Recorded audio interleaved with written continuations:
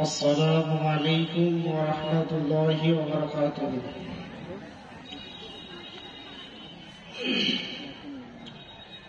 الحمد لله نحمده ونستعينه ونستغفره ونعوذ بالله من شرور أنفسنا ومن سيئات أعمالنا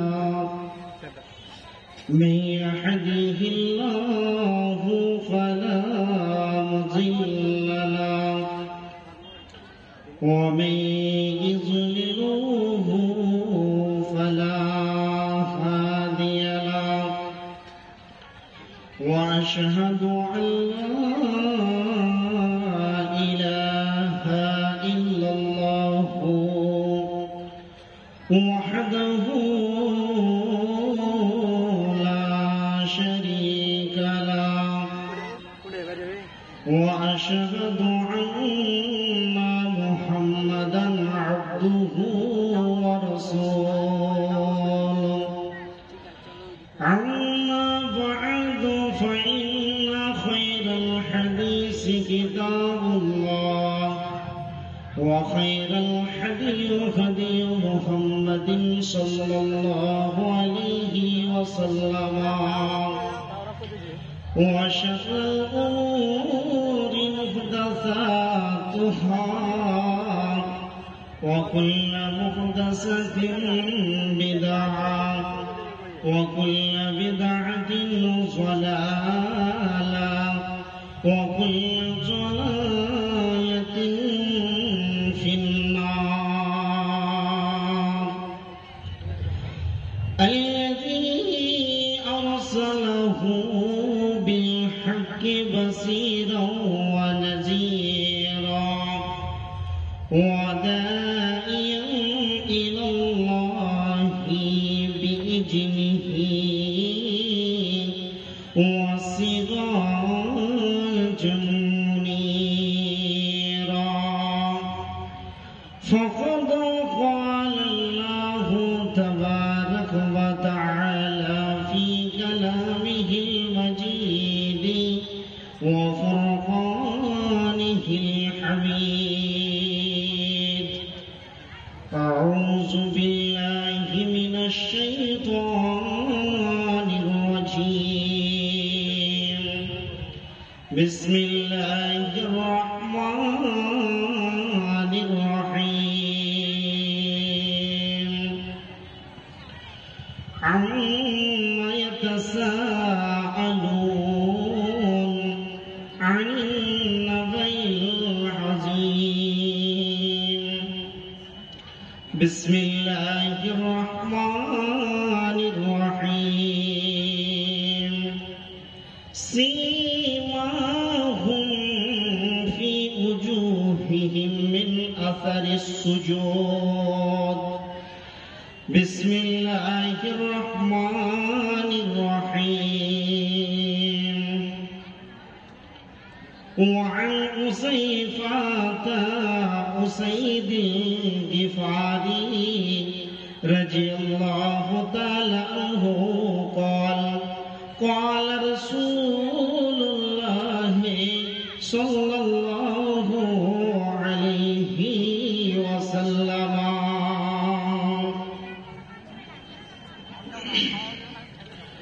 শোনো গো প্রভু মোর এই নিবেদন,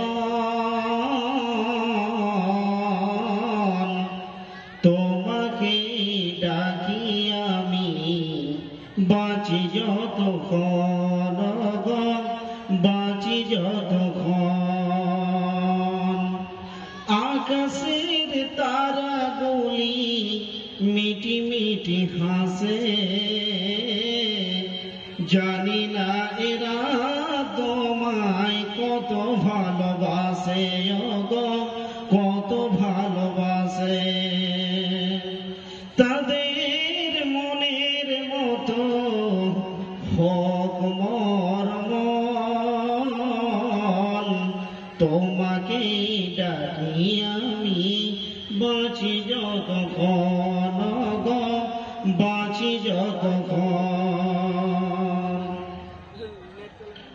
উপস্থিত আজকের চলমান সভার আকাশের তারকা সাদৃশ্য আলেম ওলামাবিন্দু, সামনে আমার দিন রাত ক্লান্ত অপেক্ষিত দিনদার ইমানদার মুমিন ভাই সকল, এখন একই প্যান্ডেলের এক প্রান্তে বসে থাকা পর্দার নাসিনা মা ও বোনেরা, যাবতীয় উপাসনা আরাধনার সমুদয় প্রশংসা নিবেদিত হোক যিনি মহিয়ান বরিয়ান অনন্ত অসীম দয়ালু কৃপাবান, সমগ্র সৃষ্টি জীব যার করে গুণগান, যার বিনা অনুমতিতে চন্দ্র সূর্য তারকা রাজি উদিত হয় না, অস্ত্র যায় না, যে আল্লাহ আজকে আমাদেরকে বিভিন্ন জাতি ধর্ম বয়স বর্ণ নির্বিশেষে একটা জুমা মসজিদ কেন্দ্রিক আয়োজিত মাহফিলে হাজির করিয়েছেন, এর জন্য সে মহান মুনিবের দরবারে একবার কালেমায়ে শুকরিয়া জ্ঞাপন করি। তাই সকলে বলি আলহামদুলিল্লাহ। দুরুদ ও সালাম বর্ষিত হোক সরকারে কায়নাত তাজদারে মাদানী নবিকুল শিরোমণি ইমামুল আম্বিয়া মেহবুবে কিবরিয়া খাতামুন নবী নবী মুহাম্মদুর রাসূলুল্লাহ সকলে বলেন সাল্লাল্লাহু আলাইহি ওয়াসাল্লামের প্রতি লাখো কোটি দুরুদ ও শান্তির ধারা বর্ষিত হোক। আল্লাহুম্মা সাল্লি আলাইহি আল্লাহুম্মা বারিক আলাইহি আল্লাহুম্মা আমিন। মুহতারাম মুকাররাম, আজকে আমি আপনাদের সামনে মুকুটময় মহাগ্রন্থ আল কোরআন থেকে বেশ কিছু বিক্ষিপ্ত কয়েকটি আয়াত পরিবেশন করেছি এবং একটা হাদিসের অংশ পাঠ করেছি। হাদিস এবং কোরআনকে সামনে রেখে স্বল্প সময়ের ভিতরে কিছু কথা বলে সমপরি দিব। আমা তৌফিকি ইল্লা বিল্লাহ আলাইহি তাওয়াক্কালতু ওয়া ইলাইহি উনীব। আজকে আমি আপনাদের সামনে মহাগ্রন্থ আল কোরআন থেকে সূরা নাবার একটা আয়াত পরিবেশন করেছি। মহতারাম ভাইও আজিজ বুজুর্গ দোস্ত, আজকে আমরা যে জায়গাটায় বসবাস করছি এই জায়গাটার নাম হলো পৃথিবী। এই পৃথিবী একদিন থাকবে না, শেষ হবে। পৃথিবী একদিন থাকবে না, কারণ একটা মানুষের যেমন বডিতে প্রাণ আছে বলে চলছে ফিরছে, এখন আমি আপনাদের সামনে কথা রাখছি আর আপনারা শুনছেন, তো পৃথিবীরও একটা প্রাণ আছে, জমিনেরও একটা প্রাণ আছে। একদিন জমিনও মারা যাবে, আসমান থাকবে না, জমিন থাকবে না, এইভাবে করে করে করে করে মনোরম পৃথিবী কিছুই থাকবে না, সমস্ত কিছু ধ্বংস হবে। এটা আমাদের নতুন কিছু বিষয় নয়, আমাদের জানা, কিন্তু আমাদের তৈয়ারি নেই, আমাদের তৈয়ারি নেই। তাহলে আমাদেরকে কি করতে হবে? তৈরি হতে হবে। কঠিন কিয়ামতের জন্য আমাদেরকে মাল ম্যাটেরিয়াল জোগাড় করতে হবে। সেই মহাসুখের জায়গাতে যেতে গেলে আমাদেরকে কি করতে হবে? এখানে আমল করতে হবে। এই জন্য একজন দার্শনিক পৃথিবীটার নাম দিয়েছে দারুল আমাল। এই পৃথিবীর বুকে আপনাকে আমল করতে হবে। আর দারুল ইমতিহান বলা হয়েছে আলামে বারজাখ, অর্থাৎ কবরকে। তারপরে এই পৃথিবীর বুক থেকে যখন আমরা চলে যাব তখন কবরের জিন্দেগি আসবে। তাহলে আজকে আমাদের সামনে যে রাস্তাটা আসছে সেটা হলো মহা চেকের জায়গা, কবর। তাহলে পৃথিবী যখন শেষ হয়ে যাবে আর আমরা যখন চলে যাব তখন আমাদেরকে কবরে যেতে হবে। এই ব্যাপারে কারোর সন্দেহ নাই, মরতেই হবে আর কবরে যেতেই হবে। কিয়ামত একদিন নিশ্চিত হবে। তাহলে পৃথিবী যে আছে, এই পৃথিবীর কি গ্যারান্টি? কতদিন থাকবে পৃথিবী? তার কি কোনো গ্যারান্টি ওয়ারেন্টির কার্ড আছে? আছে। বন্ধুরে আমার, এই পৃথিবী কতদিন থাকবে? আল্লাহ তাবারাক ওয়া তাআলার নবীকে সাহাবীরা যখন জিজ্ঞাসা করলেন যে পৃথিবীর কি গ্যারান্টি আছে, দয়ার নবী নবীজি বললেন সাহাবীদেরকে সম্বোধন করে যে এই পৃথিবীর গ্যারান্টি হলো যতদিন এই পৃথিবীর বুকে কোনো একটা কোণে খালিস নিয়তে আল্লাহকে ডাকনেওয়ালা থাকবে, আর ওই ব্যক্তিটার দিকে দেখে আল্লাহ বিশ্ব নিজামকে ঠিক রাখবে। একটা মুমিনকে আল্লাহ অনেক জায়গায় সুসংবাদ দিয়েছেন, অবাশশিরিল মুমিনিন সূরা তাওবাতে আছে। তো অনেক সুসংবাদ আছে মুমিনের জন্য। তো আল্লাহওয়ালা কে না মুমিন, মুমিনই হবে আল্লাহওয়ালা।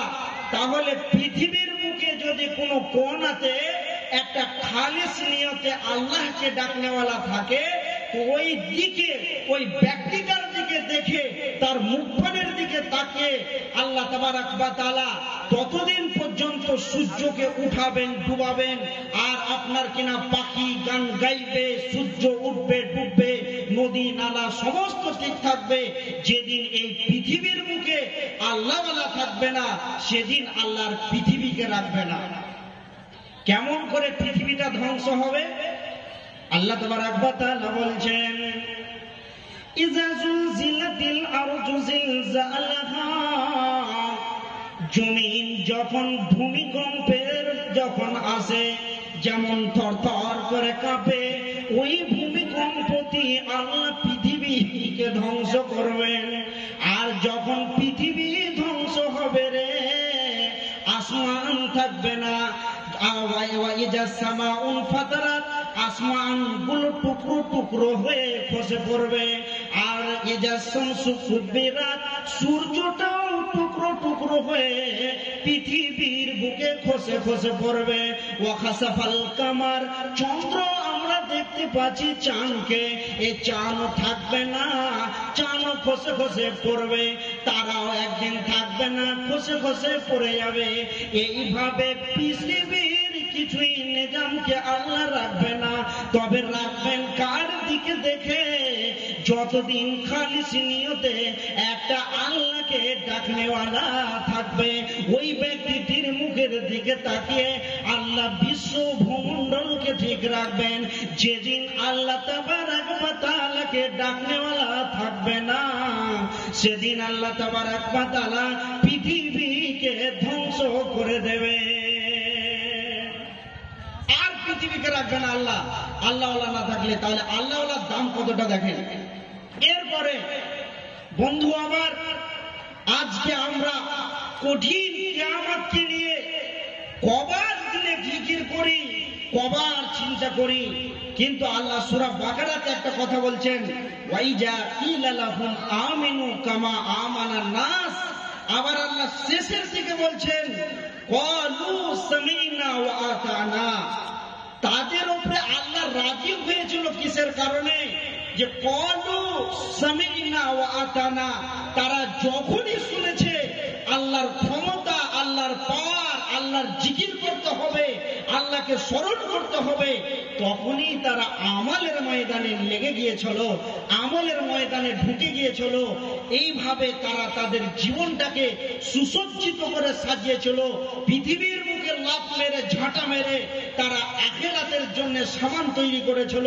ওই জন্য তাদের কাছে মওতটা ছিল পৃথিবীর বুকে আপনার কিনা ভালো। আর আজকে আমরা পৃথিবীকে ভালোবেসেছি, আর আমাদের কাছে মওতটা হয়ে গেছে জঘন্য। এই জন্য আমাদের কাছে ঈমান নাই। আল্লাহ ওই জন্য বলছেন যে ওয়াইদা কিলা লাহুম আমিনু কামা আমানান নাস, তোমরা ঈমান আনবে তো ওই লোকেদের মতন ঈমান আনো। ওই লোক বলতে রাসূল সাল্লাল্লাহু আলাইহি ওয়াসাল্লাম যেগুলো নেচার তৈরি করে গেছিলেন, যে শিষ্যদেরকে তৈরি করেছিলেন, এই রকম সাহাবীদের কথা বলা হয়েছে। যে সাহাবীরা যখনই শুনেছে ক্বালু সামি'না, যখনই তারা শুনেছে ওয়া আতানা, তখনই তারা আমলে অ্যাপ্রোচিং করে নিয়েছে, আমলের কাজে লেগে গেছেন।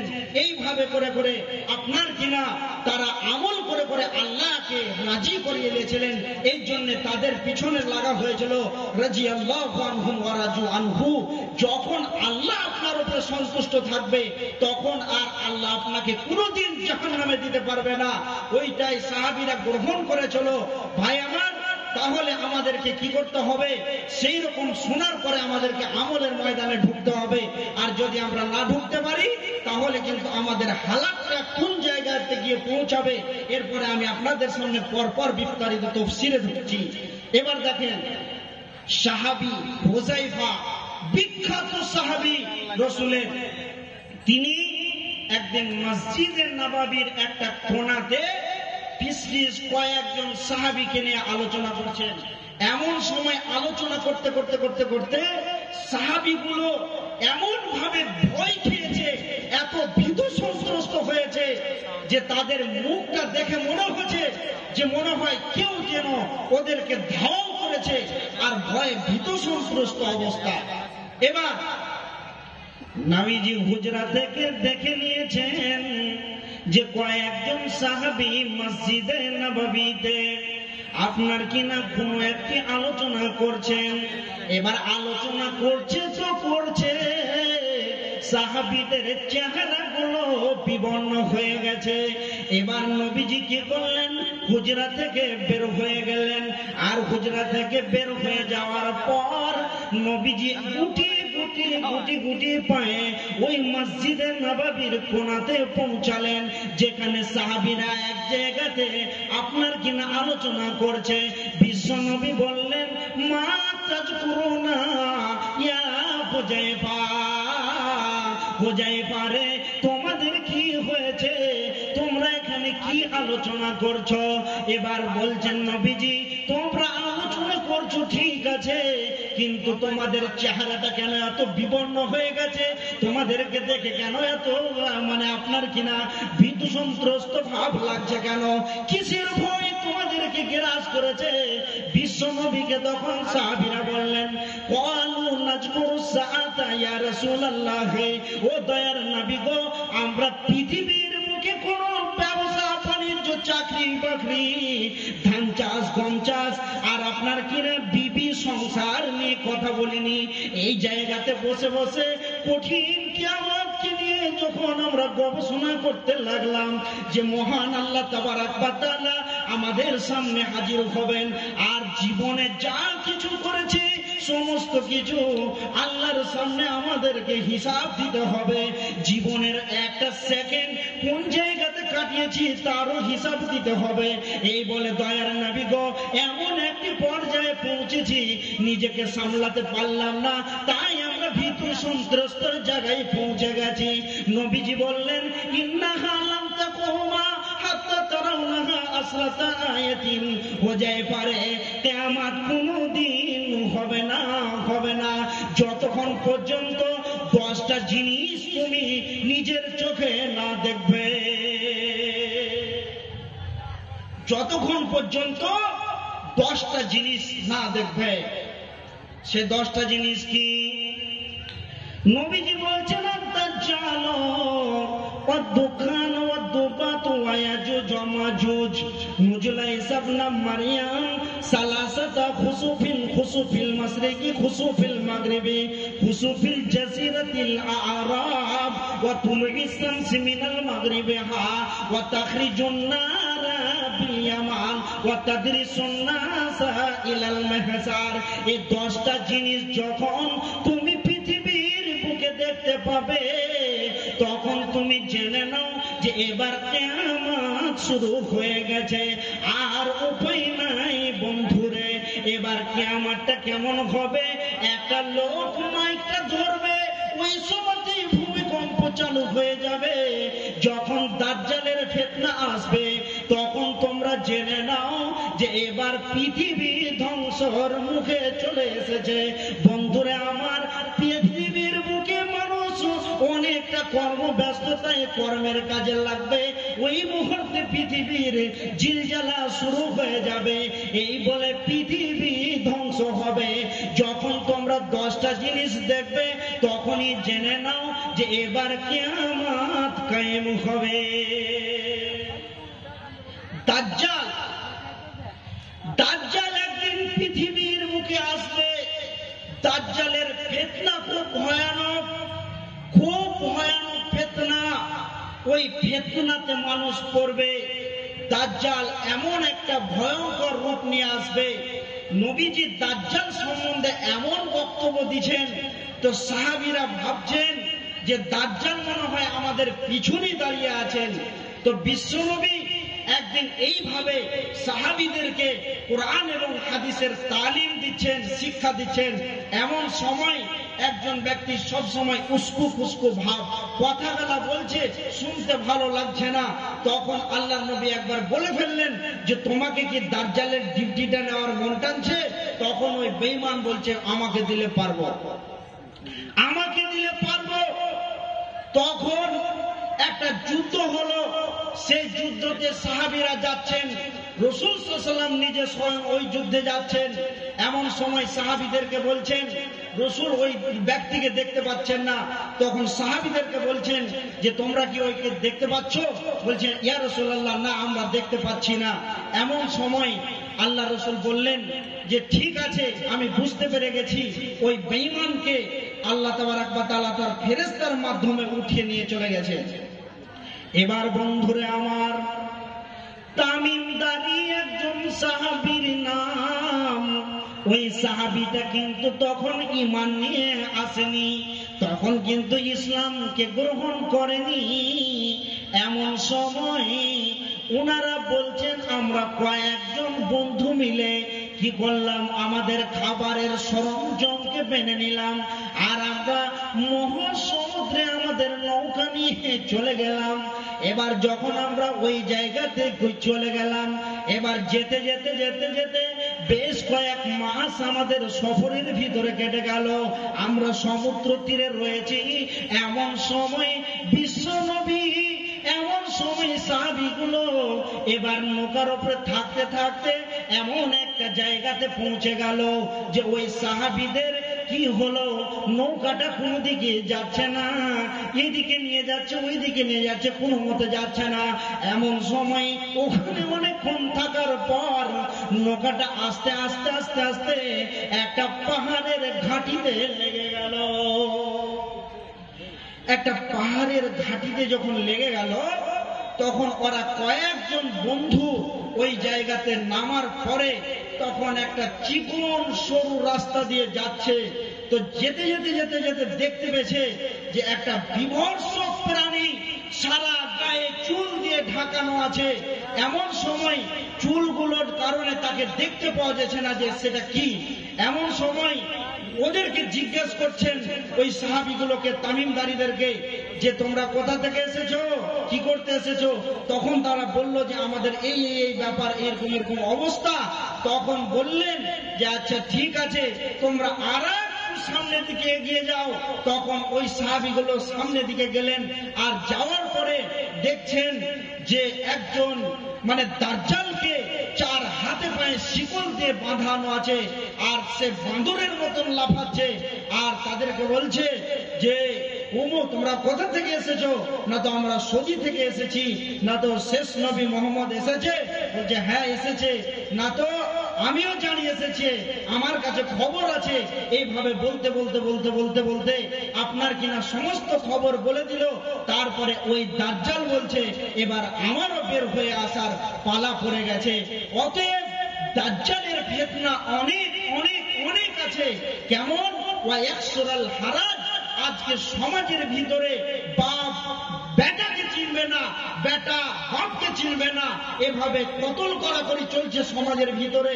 এত ফিতনা শুরু হয়ে যাবে যে আপনার কিনা রাসূল হাদিসের ভিতরে উদাহরণ দিয়েছেন যে আসমান থেকে যেমন পানি বর্ষণ হয়, মানুষের ফিতনা, দাজ্জালের ফিতনা সেরকম মানুষের উপরে বর্ষাবে।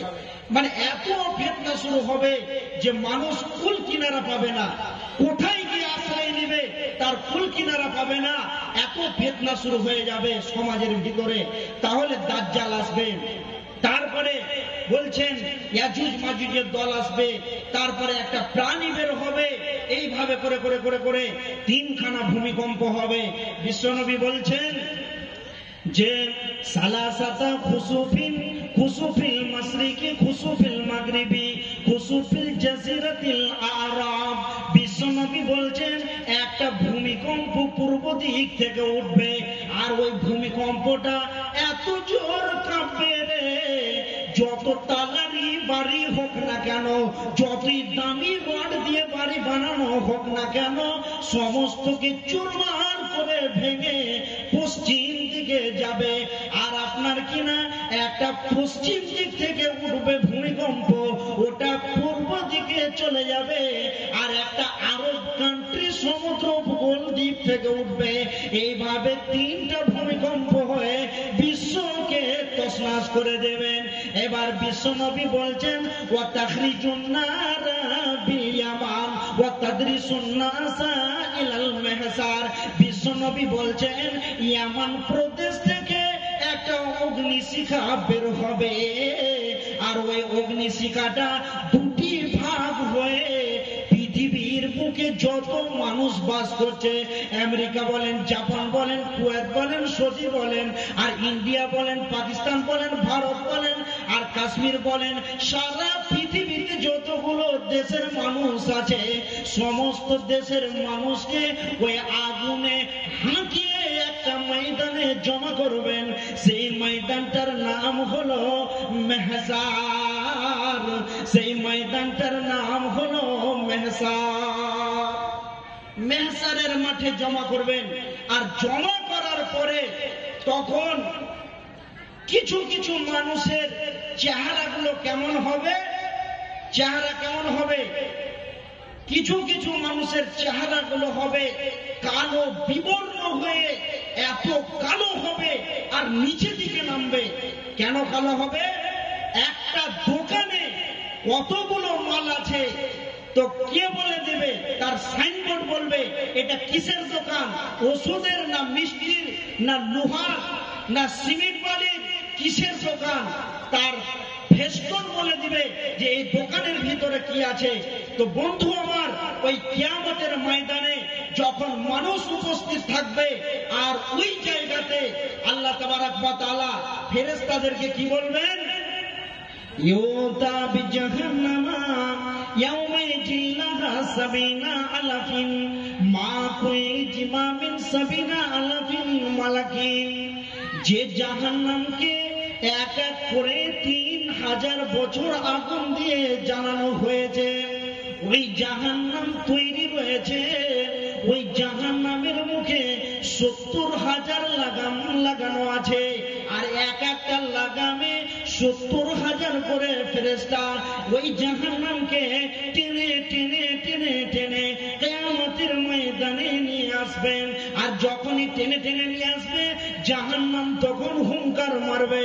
কেমন হুঙ্কার মারবে বন্ধুরে, যেমন আকাশে মেঘ গর্জন মারে, তাকাদু তুমাইয়াজু মিনাল গায়ব কুল্লামা উলকিয়া ফিহা ফাউজুন সালাহুম কাসনাতুহা আলাম ইয়াতিকুম নাজির।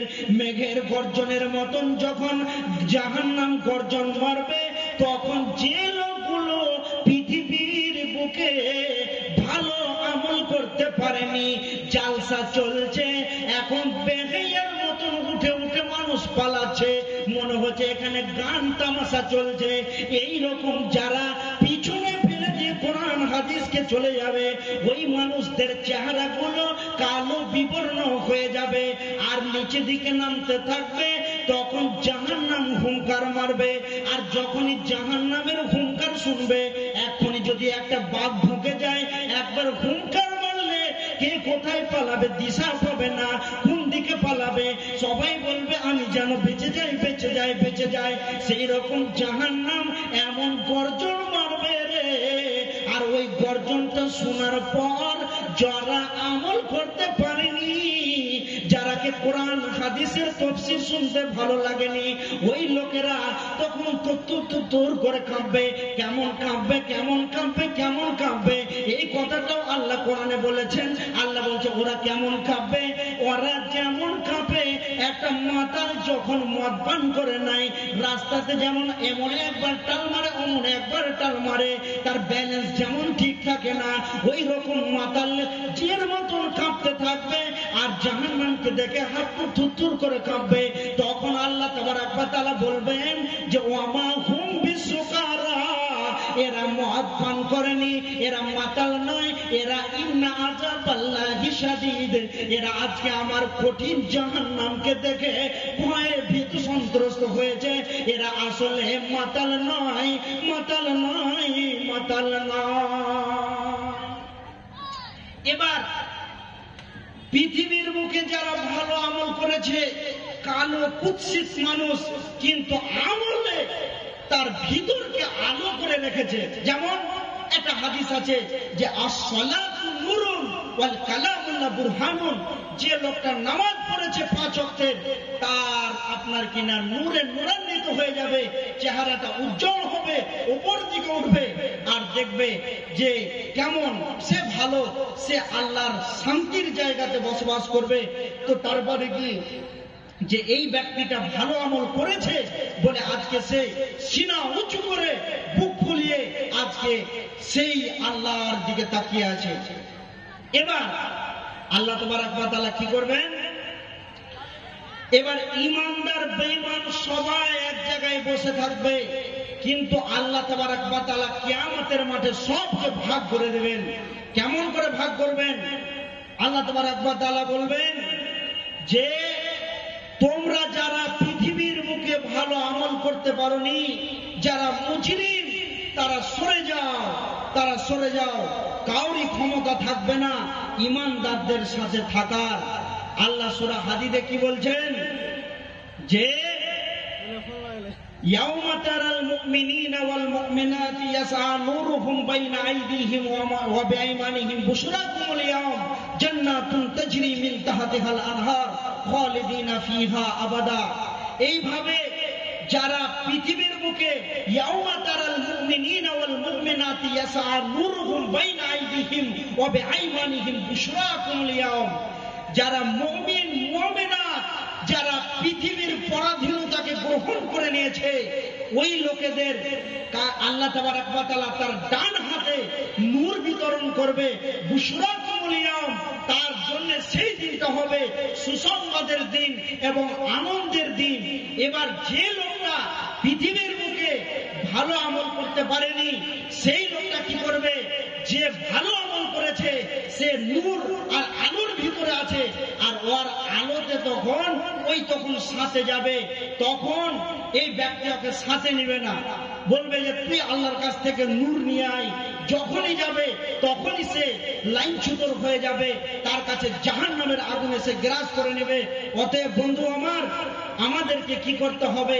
দারুল আমাল পৃথিবী হলো এক কিঞ্চি পরিমাণ সময়। আজকে আমরা এই সময়ের ভিতরে কত লাফালাফি মাস্তানি করছি। একজন বাদশা তার বাড়ির একজন কাজের লোককে বলছে যে তুমি এক কাজ করো, এই যে আমার আঙ্গুরের বাগান আছে সেই বাগানে ঢুকে যাও একটা টুকরি নিয়ে, আর সেই বাগান থেকে তুমি পাকা পাকা পাকা পাকা আঙ্গুরগুলো পেরে নিয়ে আসো। এই ব্যক্তিটাকে একটা সময় দেওয়া হলো যে তুমি জোহরের পরে বাগানে ঢুকবে, আর আসর হয়ে গেলে তোমার সময় শেষ। এবার সে ব্যক্তি কি বললো? বাগানে ঢুকতে ঢুকতে যত যায় তত ভালো মনে হয়, যত ঢুকে যত ঘুরে মনে হয় এই ভালো এই ভালো, আরো পাকা আরো পাকা। এভাবে যেতে যেতে এক সময় দেখছে আর সময়ই নাই, এবার আসরের আজান শুরু হয়ে যাবে। এবার আর সময় নাই, আসর এবার শুরু হয়ে যাবে। অতএব ভাই আমার, আমাদেরকে কি করতে হবে? আমাদেরকে তাহলে কি করতে হবে? সেই রকম আজকে আমরা কেউ বলছি এই নামাজ ধরবো, কালকে ধরবো, পরশু ধরবো, এই ধরবো ধরবো মুলিশের ধরবো, এই করতে করতে আমাদের সেই রকম সময়টা হাতছাড়া হয়ে যাবে। আর তখনই আমাদেরকে আজরাইল এসে ধরবে আর আমাদেরকে জাহান্নামে লিলিহান অগ্নি শিখায় পতিত হতে হবে আর ওখানে সারা জীবন কাটাতে হবে। তারপরে কেউ যদি ভালো আমল করে তার জন্য কি সুসংবাদ আছে। আর এই জাহান্নামীদের ব্যাপারে আর একটু কথা বলে নি। আল্লাহ তাবারক ওয়া তাআলা বলবেন, যারা যারা ভালো আমল করতে পারোনি তোমরা তো ঈমানদারের কাছ থেকে সরে যাবে। এবার আল্লাহ তাবারক ওয়া তাআলা বলবেন, ওয়াসিকাল্লাযীনা কাফারু ইলা জাহান্নামা যুমারা।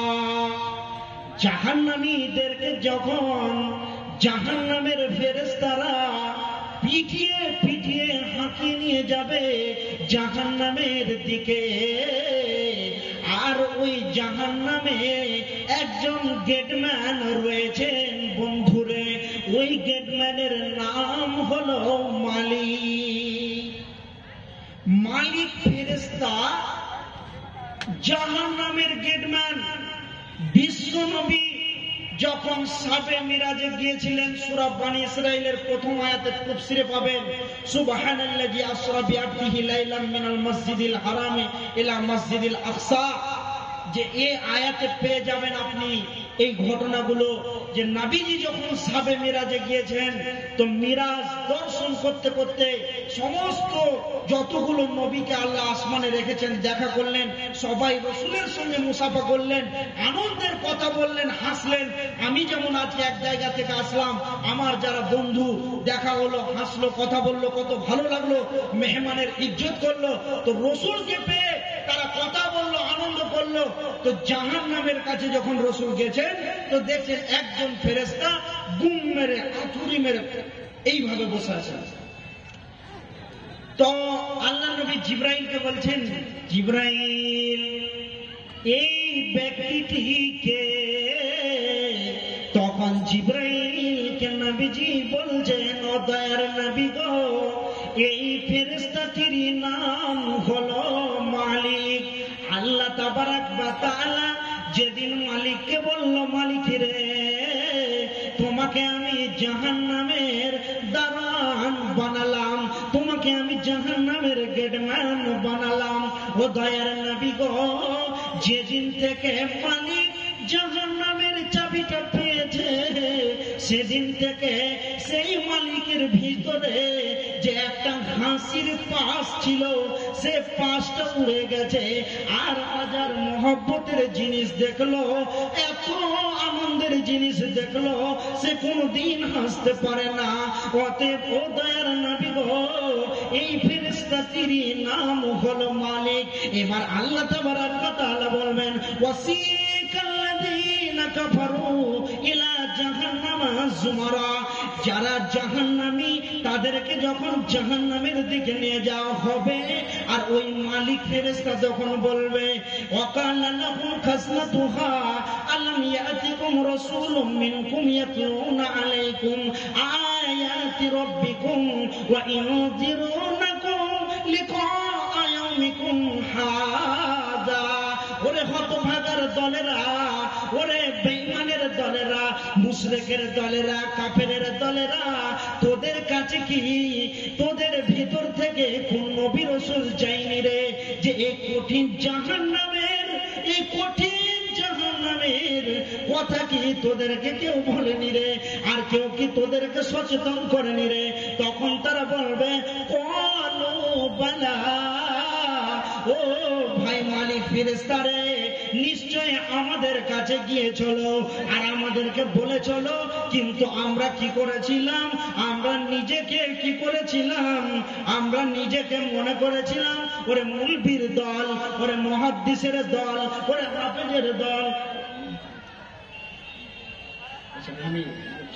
ওরে বেঈমানের দলেরা, তোমরা কি করো?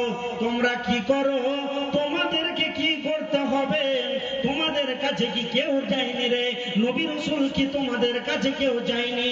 এই কঠিন জাহান্নামের ব্যাপারে কি তোমাদেরকে সচেতন করেনি? তখন তারা বলবে, ক্বালু বালা কাদ জাআনা নাযির ফাকাজ্জাবনা ওয়া কুলনা মা নাযালাল্লাহু মিন শাই, তখন আমরা বলেছিলাম ওরে মুলবির দল, হাফেজের দল, কারীর দল, মুহাদ্দিসের দল, এগুলো আল্লাহ কিছু নাজিল করেনি রে জাহান্নামের ব্যাপারে। তোরা সেই পুরাতন জামানার লোক, তোদের কাছে এই দুনিয়ার মডেল জামানার অগ্রগতি নাই, অতএব তোরা অগ্রগতিকে নিয়ে ডুবে বসে আছিস, অতএব তোদের কোনো জ্ঞান গরিমা হলো না। এবার এইভাবে যখন বলবে আর বলবে যে আমাদের কাছে পৌঁছে চলো, ফাকাত যাবনা, আমরা ওইগুলোকে মিথ্যা মনে করেছিলাম, এবার ওই ব্যক্তিকে জাহান্নামের ভিতরে ঢুকতে হবে, কোনো উপায় থাকবে না, থাকবে না। এরপর কিছু কিছু মানুষ পৃথিবীর মুখে যেমন বাজপাড়ি করে বেরিয়েছে, মানুষকে ঠকে খেয়েছে, তাকে ভালো লাগেনি দিন ইসলামের শিষ্টাচারকে গ্রহণ করতে। তো ওই বেঈমানেরা যেমন দুনিয়াতে বেঈমানি করেছে, তখন তারা ওখানে গিয়েও যখন আল্লাহ জাহান্নামের দিকে সবকে তাড়বে, তখন আল্লাহর সঙ্গে তারা চিটারি করবে। কেমন করে করবে? আল্লাহকে বলবে, আল্লাহ জান্নাত তো আপনার, জাহান্নাম তো আপনার, আমাদেরকে যদি জান্নাতে দিয়ে দেন তো কারো কিছু করার নাই, আর যদি জাহান্নামে দিয়ে দেন তাও কারো কিছু করার নাই, অতএব আমাদেরকে আপনি আরেকবার কি করেন? তারা বলবে, ক্বালু রব্বানা আমাত্তানা স্নাতাইনি ওয়া আহইয়াতানা স্নাতাইন ফাআতারাফনা বিজুনুবিনা ফাহাল ইলা খুরুজিন মিন সাবিল। আল্লাহকে বলবেন, আল্লাহ মৃত্যু দুইবার, জীবিত দুইবার, এটা আমরা জানতাম না, বুঝতাম না, তো আমরা এখন এখানে উপস্থিত হয়েছি, অতএব আমাদের ব্রেনের অ্যালুমিনিয়ামের কোঠাটা খুলে গেছে, আমরা বুঝতে পেরেছি, অতএব আপনি কি করেন? ফাহাল ইলা খুরুজিন মিন সাবিল, যে আমাদেরকে একটা রাস্তা দেন, আর ওই রাস্তা দিয়ে গিয়ে এমন ভাবে আমল করব যে আপনার দিলকে চয়ন সুচন করে দেব। আল্লাহ এবার বলবে না যে দিব না, আল্লাহ এবার বলবেন, বিসমিল্লাহির রহমানির রহিম, ইন্নাল্লাযীনা কাযযাবু বিআয়াতিনা ওয়াস্তাকবারু আনহা লা তুফাত্তাহু লাহুম আবওয়াবুস সামাই ওয়া লা ইয়াদখুলুনাল জান্নাতা হাত্তা ইয়ালজাল জামালু ফি সাম্মিল খিয়াত ওয়া কাযালিকা নাজিজিল মুজরিমিন। আল্লাহ বলবেন, দুনিয়াতে তোরা তো সবকে বাতিল মনে করেছিলি, আর স্বাধীন জিন্দেগিতে মাস্তানি করে বেরিয়েছিস। মা বোনদেরকে বলছি যে আমি বায়ানের মাঝে ডিস্টার্ব করতে দিই না, কিন্তু আপনাদের সামনের জায়গাগুলো ফাঁকা আছে, পিছন থেকে যিনারা আসছেন অসুবিধা হচ্ছে, তো আপনারা এগিয়ে আসেন, আর যে ভাইয়েরা আপনারা দাঁড়িয়ে আছেন এইভাবে পূরণ করে নেন। ভাই, এখানে কোন যাত্রা থিয়েটারের কথা হচ্ছে না গো, আজকে যে বিষয়টা নিয়ে আপনাদের সামনে যে কোরআনের আয়াত যে বক্তব্য করছি, আপনার জন্য হেদায়েতের এবং কঠিন কিয়ামতের নাজাতের জারিয়া। ভাই, আপনারা ওখানে দাঁড়িয়ে না থেকে এদিকে চলে আসেন। ভাই আমার, কোরআন হাদিসের জায়গা। ভাই, বলা হয়েছে যে তাফাসসাহু ফিল মাজালিসি ইয়াফসাহু ফাফসাহু লাকুম, যে পৃথিবীর মুখে যদি কেউ সংকীর্ণতাকে অবলম্বন করে, তো ওই ব্যক্তিটা পৃথিবীর মুখে চলতে গিয়ে যদি কোনো জায়গায় সংকীর্ণতায় পড়ে, তো আল্লাহ তার জন্য প্রশস্ত জায়গা তৈরি করে দেন। অতএব আপনারা এগিয়ে বসেন, সকল ভাইকে বসার জায়গা দেন। তো এবার আল্লাহ বলবেন যে তোরা সব তো কি করেছিস, নিজের মন মতন দুনিয়াতে চলেছিস, তো অনেক আমল ছিল, নামাজ ছিল, রোজা ছিল। নামাজ কাকে বলে? না তো নামাজ পড়তে গেলে উজু করতে হবে। এখন তো ঠান্ডার সময়, যে উজু করে সে বুঝতে পারে কেমন লাগছে। তো বন্ধুরে আমার, নামাজ ছিল, রোজা ছিল, হজ ছিল, যাকাত ছিল, জবানের হেফাজত করতে হবে, চোখের হেফাজত করতে হবে, আর আপনার কিনা মানুষের সাথে সৎ আচরণ করতে হবে। এইভাবে আল্লাহ অনেকগুলো আমল দিয়েছিল পৃথিবীর বুকে। আমি আল্লাহ দিয়েছি দিয়েছিলাম, কিন্তু আজকে কিয়ামতের ময়দানে কোনোই আমল দিব না, একটা ছোট্ট মতো আমল দিব, ওই আমলটা করে দিবি তো জান্নাত চলে যাবে। আত্তায়ালি জাল জামাল ফি সামিল খিয়াত। বন্ধুরা আমার, আপনারা দেখতে পান এখানে শামসির হাট অনেক কাছে, দেখবেন উট কত বড় হয়, আর আপনার কিনা বস্তা সেলাই করা সোয়া বলেন, আর মা বোনেরা যে কাঁটা সেলাই করেন ওই সুচটা কেমন। তো বন্ধুরা আমার, মা বোনেরা ওই সুইটার পাচাতে যে ছিদ্রটা রয়েছে, ওই সোয়াটার যে ছিদ্রটা রয়েছে, ওই ছিদ্রতে আল্লাহ বলবে একটা উটকে পার করে দাও। যদি তুমি পেরে যাও, উটটাকে যদি বার করে দিতে পারো, তাহলে তোমার জন্য জান্নাতের দরজা খুলে যাবে, হুর হুর করে তুমি জান্নাতে ঢুকে যাবে। আর যদি তুমি এখানে যদি আর না যদি তুমি ঢুকাতে পারো, তাহলে পশ্চিম কালেও তুমি জান্নাত যেতে পারবে না, পারবে না।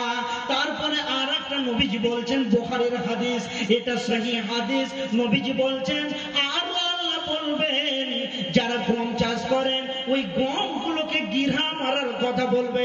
গমকে কোনোদিন মানুষ গিট লাগাতে পারবে না, রশ্মি হলে গিট লাগা যাবে, রুমালে গিট লাগা যাবে, গামছাতে যাবে, কিন্তু গহমে কোনোদিন গিট মারা সম্ভব হবে না।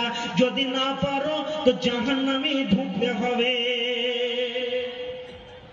এবার আপনি বলবেন তাহলে এগুলো আমাদের টেনশনের দরকার নাই, আমাদেরকে এমন একটা আমলের কথা বলেন যাতে বুক ফুলিয়ে আল্লাহর সামনে বাস্তানের মতন গিয়ে বলতে পারি, আল্লাহ তুমি বলেছ যে জান্নাতের সার্টিফিকেট তৈরি করে দিয়েছি, তো আমাদেরকে জান্নাতের সার্টিফিকেট দেন, আমরা জান্নাতে যাব। তখন আল্লাহ বলবেন যে তোমার দলিল কি আছে? আল্লাহ বলবে তোমার দলিল কি আছে রে, তোমার দলিল কি আছে? তখন সেই বান্দা যদি তার ভিতরে এই আমলটা থাকে, তাহলে সে আল্লাহর সামনে ডাইরেক্ট মুখ খুলে বলবে, ও দয়ার মাবুদ রে, ও দয়ার মাবুদ, ও রহমানুর রহিম, ও দয়ার আল্লাহ, আপনি দেখলেন সীমাহুম ফি উজুহিহিম মিন আসারিস সুজুদ, আমার দিকে একবার দেখলেন, আপনাকে সিজদা করেছি বিধায় আমার কপালে একটা ঘটা আছে, আপনাকে সিজদা করেছি বলে আমার পায়ে ঘটা আছে, আপনাকে সাজদা করেছি বলে আমার পায়েও একটা ঘটা আছে। এবার আল্লাহ তাবারাক ওয়া তাআলা তখন বলবে, বান্দারে সত্যিকারই আমি তোমার প্রমাণ পেয়ে গেছি। আর যে ব্যক্তিটি 5 ওয়াক্তের নামাজে উজু করবে, কঠিন কিয়ামতের ময়দানটা হবে লিলিহান অন্ধকার, কেউ কাউকে দেখতে পাবে না, ওই জায়গাটা আলোর প্রয়োজন। ওই জায়গাতে যখন সেই বান্দা উজু করেছে নামাজের জন্য, সলাতের জন্য, ওই উজুর অংশগুলো নূরে নূরান্বিত হবে, চকমক চকমক করবে। নবীজি বলছেন কেমন চকমক করবে? বাদলের সময়, বৃষ্টির সময় যখন আকাশ গর্জন দেয়, যখন আসমানে দেখতে পাবেন চাকচা চাকচা করে একটা বিজলি চমকে, তখন সবাই দেখতে পায়। ওই রকম কিয়ামতের ময়দানে যারা 5 ওয়াক্তের নামাজের জন্য উজু করেছে, ওদের নূরে নূরান্বিত হবে, হাত পা মুখগুলো চকচক করবে। আল্লাহ দেখবে যে আমার বান্দা আমাকে সাজদা করেছে, বিধাইতে নূর পেয়েছে, অতএব আল্লাহ তাকে জান্নাতের সার্টিফিকেট দিবে। আর সে লোকটা জান্নাতের সার্টিফিকেট নিয়ে আত্মহারা হয়ে জান্নাতে চলে যাবে। এবার যে লোকটা জীবনে কোনোদিন এত বলার পর মসজিদে ঢোকাতে পারা যায়নি, ওই লোকটা জীবনও সার্টিফিকেট পাবে না। এবার নবীজির কাছে যাবেন সাফায়াতের জন্য। এবার দয়ার নবীর কাছে যখন যাবেন, নবীজি তখন তার চেহারার দিকে দেখবেন, দেখবে তো ওরে বাপরে বাপ, এর ভিতরে তো আমার কোন সুন্নতের তরিকা নাই, এই তো আমার সুন্নতকে কোনোদিন অ্যাকসেপ্ট করতে পারেনি, গ্রহণ করেনি, সব সময় গাল থেকে দাড়ি কেচেছে, নামিয়েছে। আর আপনার কিনা জুয়াতে, লটারিতে, মদে ডুবে থেকেছে। অতএব তুমি তো তোমার কোনো সূত্র খুঁজে পেছি না। দয়ার নবীজির কাছে যাবেন, নবীজি দেখবেন ওই লোকটার কোনো সূত্র পাচ্ছি না, কি করে আমি আল্লাহর কাছে যাব? ওই লোকটাকে পশ্চিম কালো নবীজি নিয়ে যাবেন না, ওই লোকটাকে নিশ্চিন্তে নির্দ্বিধাবোধে জাহান্নামে ঢুকতে হবে, ওর কোনো উপায় থাকবে না, থাকবে না। এরপরে কঠিন কিয়ামতের ময়দানে আল্লাহ তাবারক ওয়া তাআলার নবী সাহাবীদেরকে, বিশ্ব উম্মতকে কি করবেন? পানি পান করাবেন। এবার আমিও যাব, আপনিও যাবেন। যখনই যাব বন্ধুরে, নবীজি আমার দিকে তাকাবেন, দেখবে যে ঠিক আছে, আপনি যাবেন, আমি যাব, তিনি যাবেন, সবাই যাবে। যখন রসুল দেখবেন এই পৃথিবীর বুকে পরাধীনের জিন্দেগিকে গ্রহণ করেছে, আর আপনার কিনা দাড়ি রেখেছে সুন্দরী, আর যতগুলো মান আহাব্বা সুন্নতি ফাকাদ আহাব্বানি ওয়া মান আহাব্বানি কানা মাই ফিল জান্নাতি। নবীজি বলল যে আমার যে আমাকে যে মহব্বত করলো, যদি আমার মহব্বতটা তার দিলে থাকে, তাহলে সে কি করবে? আমার যতগুলো সুন্নত আছে সব সুন্নত গুলোকে সে কি করবে? গ্রহণ করে নেবে, কাজে পরিণত করবে। আর যে লোকেরা আপনার কিনা নবীকে ভালোবাসতে পারলো না, তো সুন্নাতকে কি করে ভালোবাসবে? তো নবীজি বলছেন, যারা আমার সুন্নাতকে ভালোবেসেছে, যারা আমার সুন্নাতকে মেনে নিয়েছে, পৃথিবীর বুকে গ্রহণ করে নিয়েছে, কাজে পরিণত করেছে, ওই লোকগুলোকে যখন যাবে বিশ্ব নবী দেখবে যে এই আমার উম্মত, এই আমার উম্মত, তুমি পৃথিবীর বুকে আমাকে ফলো করে চলেছিলে, নবীজির হাতের পানি পান করতে পাবে। আর তারপরে একজন ব্যক্তি যাবে, ওই ব্যক্তিটা কিন্তু রসুলের সাদৃশ্যকে অবলম্বন করতে পারেনি, গ্রহণ করতে পারেনি। ওই লোকটাকে বলবে, সুহকান সুহকান লিমান গায়্যারা মিন দীনি, সুহকান সুহকান ফামান বাদদালা মিন দীনি। দূর হও, দূর হও, দূর সরো, তোমার পানি পান করার কোনো উপায় নাই। এই লোকটা বলবে, নবীর কথা তো শুনেছি রে, ওমা আরসালনাকা ইল্লা রাহমাতাল লিল আলামিন, তিনি পৃথিবীর বুকে রহমত স্বরূপ পৃথিবীর বুকে এসেছে। অতএব দয়ার নবী বারবার যাব তো পানি দিয়ে দেবে। যখন বারবার রিকোয়েস্ট করতে যাবে বিশ্ব নবীর কাছে, যখন বারবার রিকোয়েস্ট করবে, ফেরেশতারা তখন বুকে ছাপা মেরে দূরে সরিয়ে দেবে, আর ওকে পানি পান করতে দেওয়া হবে না, এইভাবে তাড়িয়ে দেবে। যদি আমরা রসুলের সুন্নতকে মানতে পারি, সেই দিন আমাদের পানি পান করা নসিবে জুটবে। আর যদি আমরা রসুলের সুন্নতকে না গ্রহণ করতে পারি, নসিবে পানি জুটবে না। হাদিসের ভিতরে মুহাদ্দিসিনরা বলেছেন, কিয়ামতের ময়দানে রসুলের হাতের পানি, হাউজে কাউসারের পানি যদি একবার কেউ পান করে নাই, আর ওকে পিয়াস লাগবে না, লাগবে না, লাগবে না। আর যে ব্যক্তিটা পানি পাবে না, ওই ব্যক্তিটা কতই না নিকৃষ্ট। ওই জন্য নবীজি বলছেন, মান আহাব্বা সুন্নতি ফাকাদ আহাব্বানি ওয়া মান আহাব্বানি কানা মাই ফিল জান্নাতি। যে আমাকে ভালোবাসলো সে আমার সুন্নাতকে ভালোবাসলো, যে আমার সুন্নাতের উপরে অটল থেকেছে পৃথিবীর বুকে, ওই লোকটি আমার সাথে জান্নাতে থাকবে।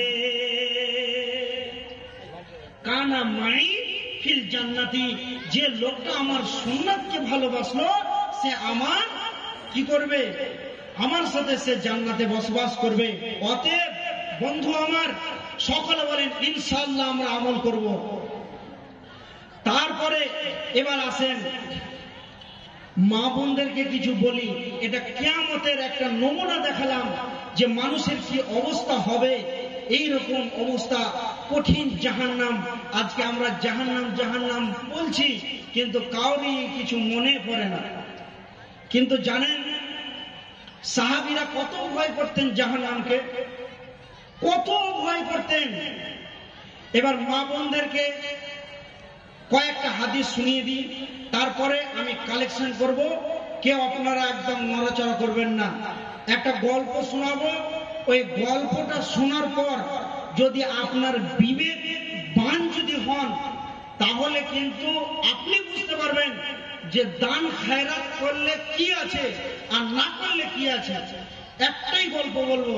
তো এবার একটু মা বোনদেরকে বলি। তো মা বোন, আপনাদের জন্য একটা হাদিস।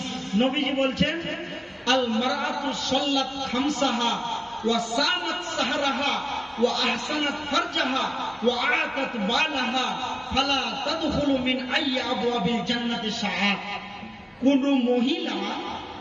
কোন মহিলা যদি চারখানা কাজের উপরে অটল থাকে আর যদি এই চারটা জিনিসের উপরে আমল করতে পারে, তাহলে ও জান্নাতি। আল্লাহ নবী বলছেন, ফালা তাদখুলু মিন আইয়ি আবওয়াবিল জান্নাতি শাআত। জান্নাতের 8টি দরজা তার জন্য খোলা থাকবে, তার যেটা দিয়ে ইচ্ছা সেটা দিয়ে ঢুকবে। তাহলে কি নবীজি বলছেন সাল্লাত খামসাহা। ও মা বোন শুনলেন কান করে কথাটা শুনলেন। সাল্লাত মানে হলো নামাজ, আর খামসুন মানে হলো 5।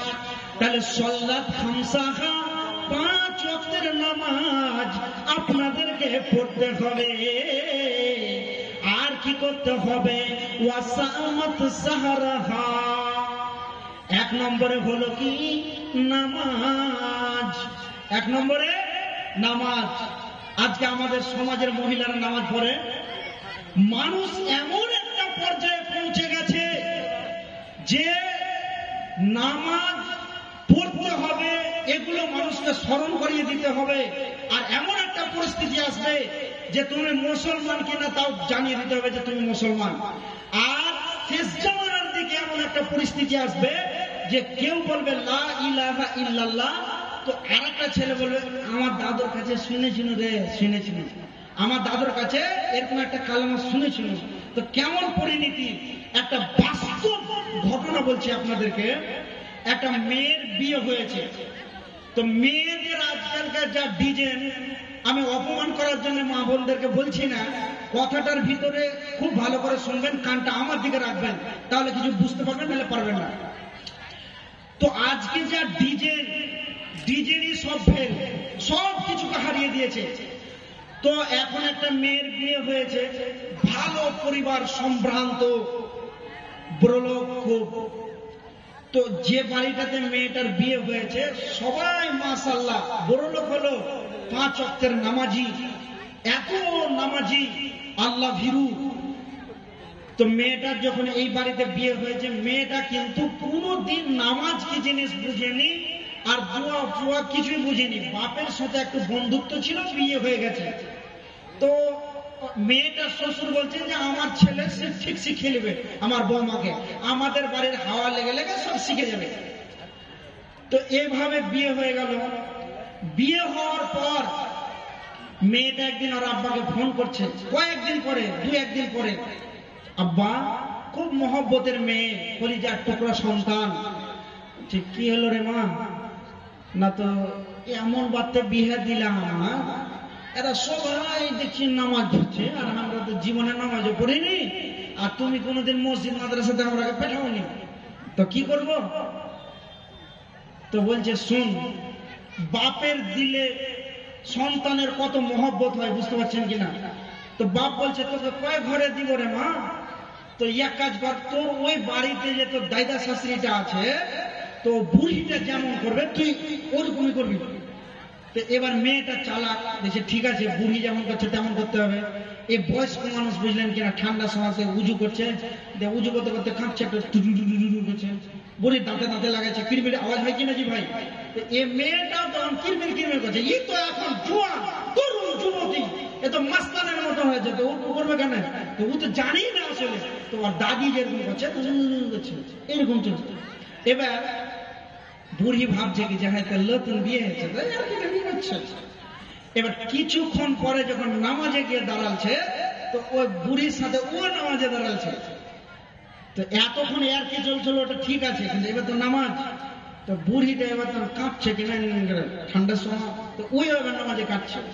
তা বুড়ির মন কি যে তুই নামাজে আর কি কেন করবি রে, নামাজের বাইরে ছিলি আর কি বলি, ঠিক আছে, তো এবার কাঁপছে। তো বুড়িটা তো ও বলছে, তারপরে তখন বুড়ি কইছে একটা গুদা মেরে বুড়ি যে তুই নাটক করতেছিস নামাজে, বুড়ি গুদা মেরে বুড়ি পরে বুড়ি খেল।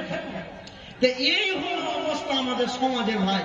বর্তমান পরিস্থিতিতে মেয়েদের এত চোপার জোর, বুঝতে পারলেন কিনা, যে আমরা যখন টিউশনে পড়তে গেলাম মাধ্যমিকের সময়, এদের চোপার জোরের সাথে আমি পড়তেই পারি না, দুদিন গেছি, আর দিন সালাম করে দিয়েছি যে যা হবে হবে।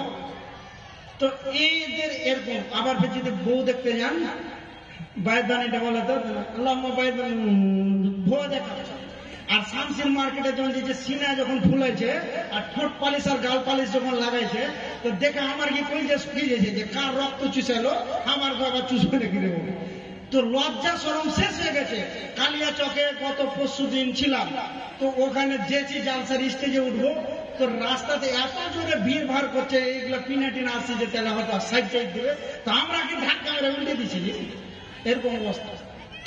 তো যাই হোক, এবার শোনেন, নবীজি বলছেন সালাত খামসাহা, 5 ওয়াক্তের নামাজ পড়তে হবে।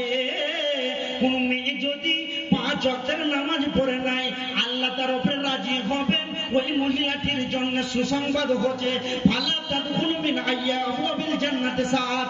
নবীজি বলছেন যে ওর জন্য 8টা দরজা খোলা থাকবে, যেখান দিয়ে মন চাইবে সে জান্নাতে ঢুকে যাবে। তারপরে নবীজি বলছেন ওয়াসামাত সাহারাহা, যখন রমজান মাসকে পেয়ে যাবে তখন তারা রোজা রাখবে। যখন তাদের এমন একটা টাইম চলে আসবে, ওই টাইমে ছেড়ে দেবে, কিন্তু পরে কাজাটা আদায় করে নেবে। মানে আমার বন্ধে আমার কত শুনলেন আসান।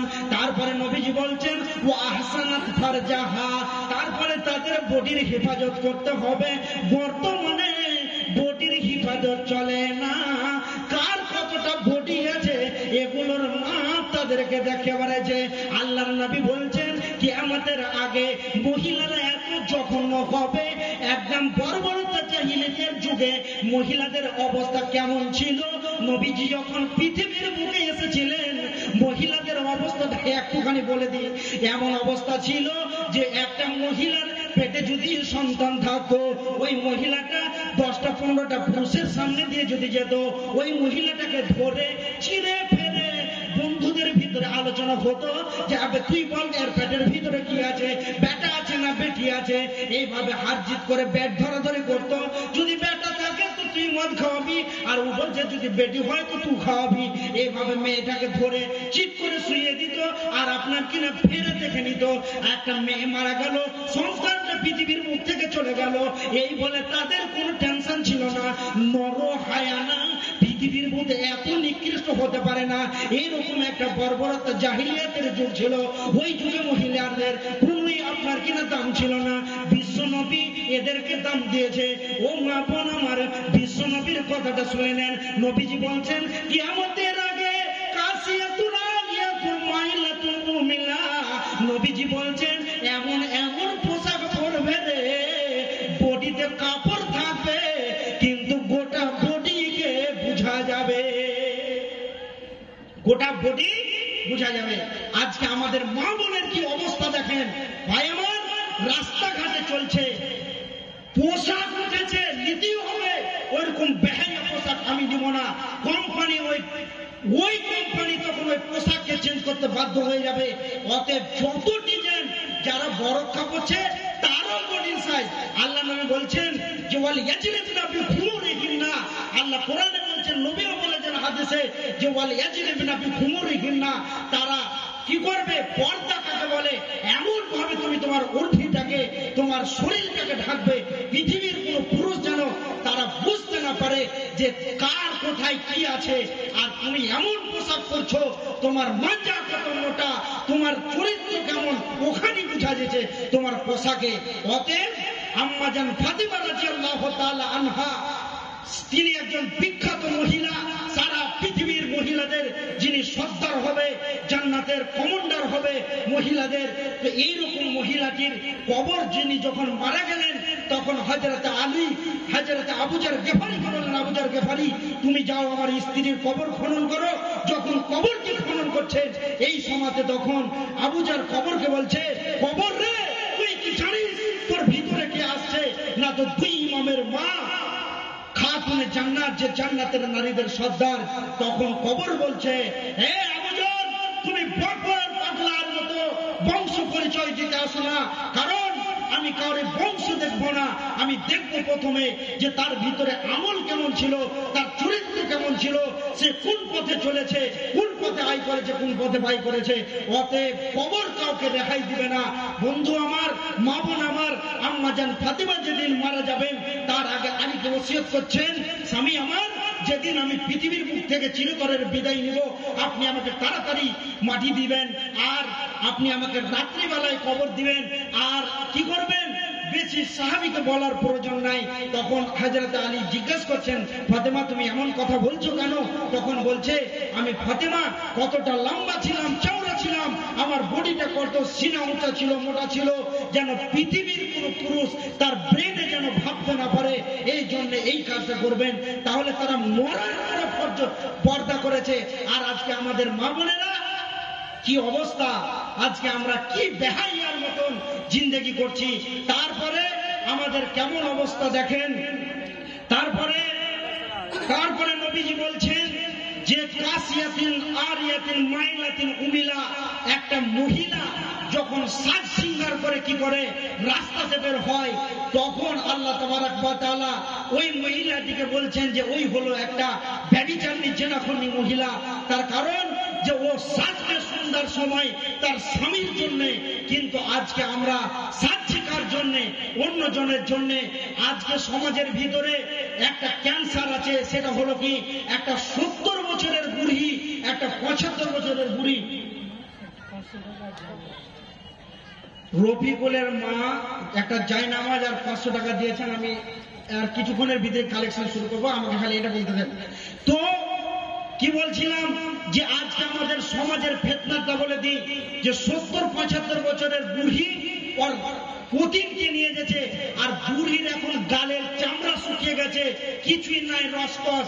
ওই বুড়ি এমন করে পর্দা করছে, রাস্তা দেখে যেতে পেয়েছে না, হুজুট খেয়ে পড়ছে।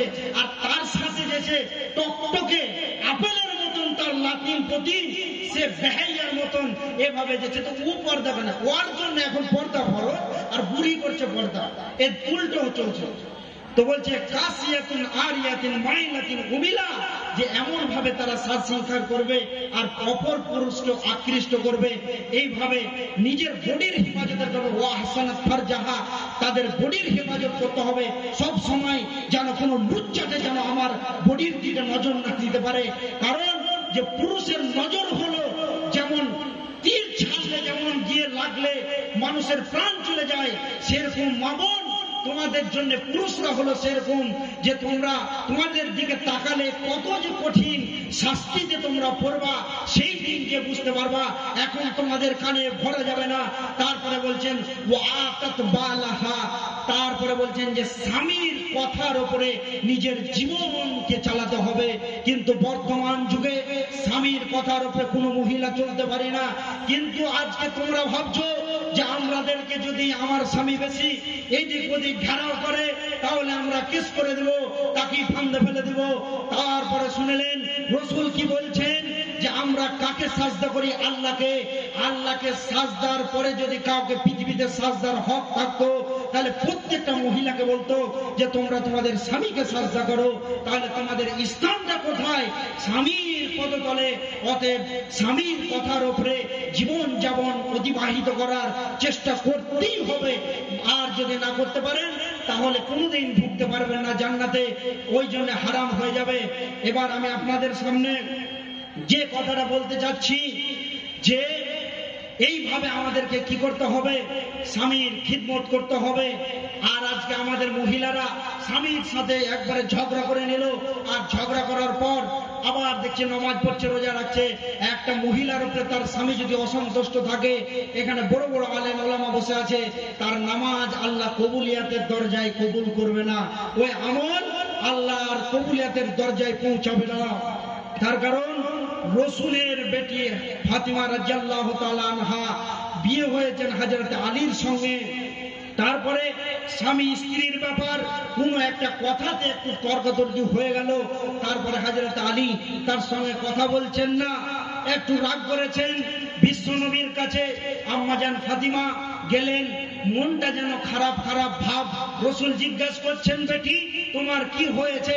তখন রসুলকে বলছেন, আব্বা আজকে একটুখানি কথা বলতে গিয়ে তোমার জামাইয়ের সাথে কথাটা আমার একটু চওড়া হয়ে গেছে, জোরে হয়ে গেছে, তাই আপনার জামাই আমার সাথে কথা বলছে না।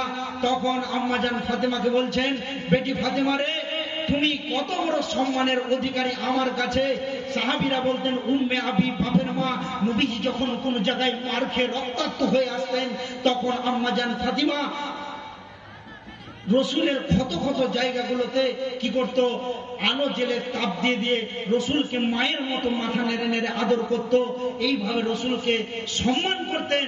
ওই নবীজি নিজের মেয়েকে কি বলছেন, বেটি ফাতেমা রে, আজকের রাত্রিতে যদি তোমার মওত হয়ে যেত আর আমি যদি এই খবরটা জানতে পারতাম, তোমার জানাজা পড়তাম না।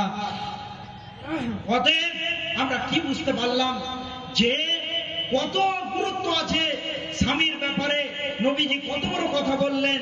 অতএব আমাদেরকে স্বামীর খিদমত করতে হবে, তার কথার উপরে জীবন যাপন করতে হবে। না যদি করতে পারি, ওই 4 টাকার যদি করতে পারি তাহলে জান্নাতের 8টা দরজা খোলা, আর যদি না করতে পারি তাহলে আমাদের জন্য দরজা বন্ধ হয়ে যাবে। অতএব সকলকে এই পৃথিবীর মুখে করার প্রচেষ্টা চালাতে হবে, সংগ্রাম চালাতে হবে, করার জন্য একবারে পরিশ্রম করতে হবে, তবে আমরা কামিয়াব হব, নচেত নাকাম হয়ে যাব। এবার বন্ধু আমার, আমি আপনাদের কাছে যেটা বলতে চাইছি, আল্লাহ তাবারাক ওয়া তাআলা বলছেন কোরআনের মধ্যে যে বিআমওয়ালিহিম ওয়া আনফুসিহিম, যে শুধু জানটা কুরবান করবেন এটা নয়, আপনাকে তার সঙ্গে মালও দিতে হবে। তো জিহাদে, যে কোন জিহাদের ব্যাপারে যতগুলো আয়াত এসেছে, আল্লাযীনা আমানু ওয়া হাজারু ওয়া জাহাদু ফি সাবিলিল্লাহ, যখনই তোমরা আল্লাহর রাস্তায় বের হবে, বিআমওয়ালিহিম, তোমাদের উপার্জিত সম্পদ, ওয়া আনফুসিহিম, জান দিতে হবে। যদি আমরা দিই, আল্লাহ বলছে আযমু দারাজাতান ইনদাল্লাহ, আল্লাহর কাছে আমাদের উচ্চ সম্মান বেড়ে যাবে। তারপরে আল্লাহ বলছেন, ইউবাশশিরুহুম রাব্বুহুম বিরহমাতিন মিনহু ওয়া রিজওয়ানি ওয়া জান্নাতিল লাহুম ফিহা নাঈমুম মুকিম। আল্লাহ ওই বান্দাদেরকে সম্মান করবেন, সম্মানের অধিকারী হবে তারাই যারা দ্বীনকে ভালোবেসেছে, যারা আল্লাহর ঘরকে সাহায্য করেছেন। তারপরে সূরা বাকারায় একটা আয়াত আছে যে তোমরা আল্লাহর রাস্তায় কি দান করবে। নবীকে বলছেন, ইয়া রাসূলুল্লাহ, আপনাকে যদি আপনার উম্মতগণ বলে যে আমরা কি দিব আল্লাহর রাস্তায়, তো আল্লাহ আপনার সমস্ত কিছু চাই না। আল্লাহ কি বলছেন, যে তোমাদের প্রয়োজনের অতিরিক্ত তোমাদের যেটা প্রয়োজন আছে সেটাকে রেখে দাও, তারপরে যেটা প্রয়োজন নাই সেটা তোমরা আল্লাহর রাস্তায় দাও। যদি না দাও তাহলে কি হবে শুনলেন, কঠিন কিয়ামতের দিন কোন ছায়া থাকবে না, একমাত্র আল্লাহর আরশের ছায়া। ওই ছায়াটা কত বড়, এই পৃথিবীর থেকে অনেক বড় আল্লাহর আরশের ছায়া। আল্লাহর নবী বলছেন, ওই উম্মত আর ওই উম্মতি আমার ছায়ার তলে আশ্রয় পাবে, আল্লাহর আরশের নিচে স্থান পাবে। কে কে কে না, তো নবীজি বলছেন, ওয়া রাজুলুন তাসাদদাকা বিসাদকাতিন ফাআখফাহা হাত্তা তাআলামা শিমালুহু।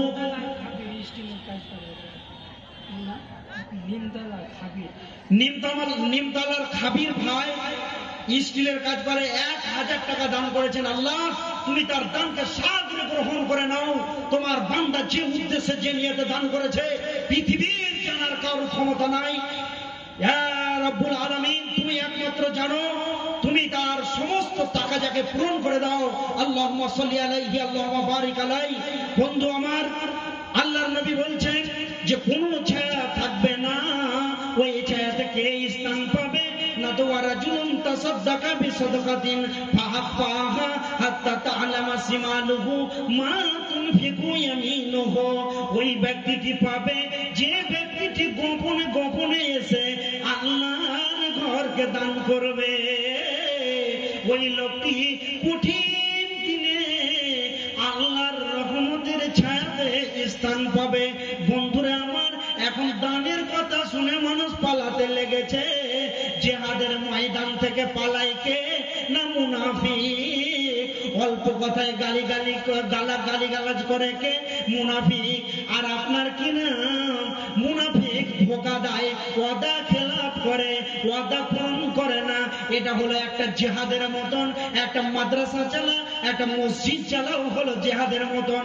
কারণ আল্লাহ বলছেন বিআমওয়ালিহিম ওয়া আনফুসিহিম, টাকাটা উপার্জন করতে আপনাকে পরিশ্রম করতে হয়েছে। অতএব বন্ধুরে, ওই কিয়ামতের দিন কঠিন নাজাত থেকে পাওয়ার জন্য, কঠিন দিনে নাজাতের জন্য গোপনে গোপনে আল্লাহর রাস্তায় কোন আল্লাহর বান্দা আছে। কালকে আবার অনেক দূরে প্রোগ্রামে চলে যাব। মুসাফির মানুষ এইভাবে জিন্দগিটা কাটছে। বন্ধুরা আমার, কোন আল্লাহর বান্দা আছে একটা মোটা অঙ্কের টাকা দিবে, তার জন্য প্রাণ খুলে দোয়া করব। আর ভাই আমার, যে যা পারবেন 500, 1000, 2000 করে দিয়ে দেন। একটা ঘটনা শোনাই আপনাদেরকে। আল্লাহর নবীর জামাই হলেন হযরতে উসমান। বিশ্ব নবীর কাছে একজন ব্যক্তি আসলেন, কাঙাল গরিব, কয়েকদিন অনাহারে আছে, কিছু খেতে পাইনি, কিছুই খেতে পাইনি কয়েকদিন ধরে, সংসারে কিছুই হাঁড়িতে চলছে না। এমন সময় নবীজির কাছে আসলেন। নবীজিকে এসে বলছেন, ও দয়ার নবী গো, কিছু আমাকে দেন, আমার সন্তান সন্ততিকে নিয়ে কয়েকদিন ধরে অনাহারে রয়েছি। নবীজি বললেন, তুমি এক কাজ করো, আমি বাইতুল মালের গোডাউনটা খুলে দেখি, চাবিটা দাও। গোডাউনটা যখন খুলছে বাইতুল মালে কোনো মাল নাই। নবীজি বললেন, তুমি কি করো? সোজা চলে যাও আমার জামাই উসমানের বাড়িতে। নবীজির জামাই উসমানের বাড়ির দরজাতে যখন যেছে, তখন বাড়ির ভিতর থেকে একটা শব্দ শুনতে পেয়েছে, নিজের স্ত্রীকে হুঙ্কার মারছে হযরত উসমান। তখন এই লোকটা বলছে, ওরে বাপরে বাপ, এত বড় বিখ্যাত রাসূলের বেটি এই বাড়িতে বাস করে, আর এই মেয়েটাকে এত জোরে যে স্বামী হুঙ্কার মারে, এ আবার দান করবে কি করে? নবীজির কাছে লোকটা আবার ফিরে এলো। নবীজি বলছেন, তুমি কি গিয়েছিলে আমার জামাইয়ের কাছে? তখন এই লোকটা বলছেন, না। এবার নবীজি বলছেন, তুমি চলে যাও। আবার এই লোকটা তখন হুঙ্কার শুনে ওর ভিতর শুকিয়ে গেছে। তখন বলছে এ মনে মনে যে, হাই রে, না খেয়ে জান যাচ্ছিল ভালো, খেতে এসে আমার জান চলে গেল। এবার তখন নবীজির আদেশ যখন করে গেল, এবার তো যেতে হবে, যদি না যাই তাহলে কোনো উপায় নাই। এবার যখন গেল, আসসালামু আলাইকুম বলছেন, বলার পরে বলছেন যে আমাকে নবীজি পাঠিয়েছে, তার মানে হুমকি জানে না মারে। এবার তখন ওই সাহাবীটা বলছেন, কি হয়েছে ভাই বলো। হযরত উসমান জিজ্ঞাসা করলো, কি হয়েছে ভাই বলো। তখন উসমান কি বলছে, ভাই উসমান, কয়েকদিন ধরে আমি আমার সন্তান সন্ততিকে নিয়ে কিছুই চুলাতে চড়াতে পারিনি।